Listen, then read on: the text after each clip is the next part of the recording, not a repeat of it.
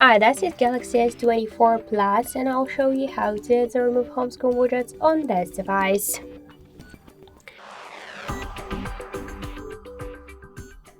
So first you should hold for a while home screen with your finger, and then you'll see here the widgets icon.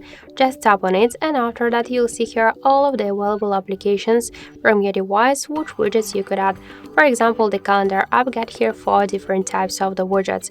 To add the widget to your home screen, just tap on it and click to add button. If you want to move widget here on the screen or between the screens, you should just hold and drag it. To resize the widget by the same way, hold it for a while, and after that you could make it bigger or smaller. And to remove it from your home screen, hold it and tap to remove icon. So that's it. Thank you guys for watching, and if you like this video, leave thumbs up and subscribe.